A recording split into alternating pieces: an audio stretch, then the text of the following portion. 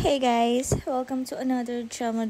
And for today's video, gamit tong Knorr pork cubes, magluluto tayo ng munggo. For the first time, bago man lang ako mag-40, makapagluto ng munggo, diba? So ayun, itry natin at nakapanood na rin ako niyan sa YouTube. Pero yung una kong ginawa, pinakuluan ko muna at pinalambot ko muna yung munggo, tulad ng nakikita ko sa mama kong ginagawa niya dati. So then ayun, syempre mantika, and then ano yun? Bawang, tsaka garlic.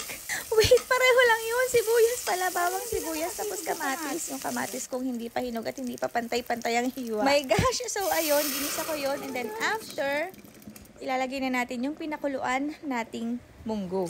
Wow, ang hirap mag-explain. So, ayun. Dagdagan natin ng tubig dahil ayoko ng dry na munggo. Dagdagan ng asin. Halu-haluin. O, diba? Mekos-mekos natin yan. At may nakita akong powdered paminta. Ilagay na natin. And syempre, hindi mawawala ang Knorr pork cubes. Kasi ito lang talaga ang magpapalasa bilang isang baboy. Dahil wala tayong pork. Kasi nga, ang ihahalo ko lang dito is chicharon. By the way guys, kapag nagluluto ako, hindi ko lang siya basta-basta inilalagay sa niluluto ko. I make sure na talagang nagme-melt siya. Tapos, namimix siya ng husto. Kasi, di ba, minsan may tendency kumakain ka na, buo pa yung Knorr. So, dapat talagang matutunaw siya. Then, after, halu-haluin lang natin yan. And since malambot naman na yung munggo, pwede na natin ilagay ang talong.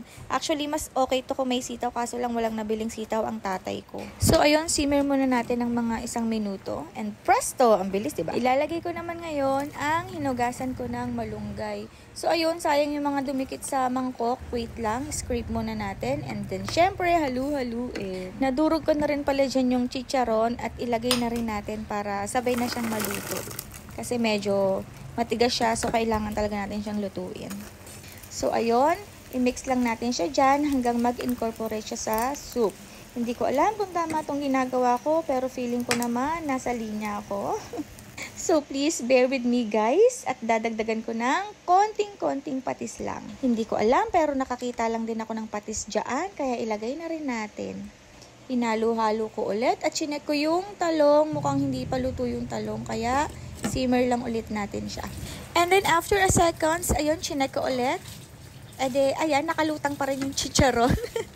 Hindi ko alam paano ko malalaman kung luto na, pero siguro kapag yung texture niya yung gusto kong texture na malambot, aabangan ko na lang yun. Pero wait, syempre bago ang lahat, hindi ko pa siya natitikman, 'di ba? Lagay lang ako ng lagay. So it's time for the tikim. Seryoso yarn?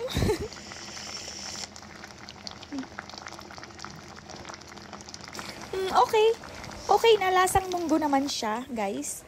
Ako lang naman ang kakain nito at ang tatay ko. Pero syempre, ang tatay ko ang magpiprito ng partner nitong Gigi.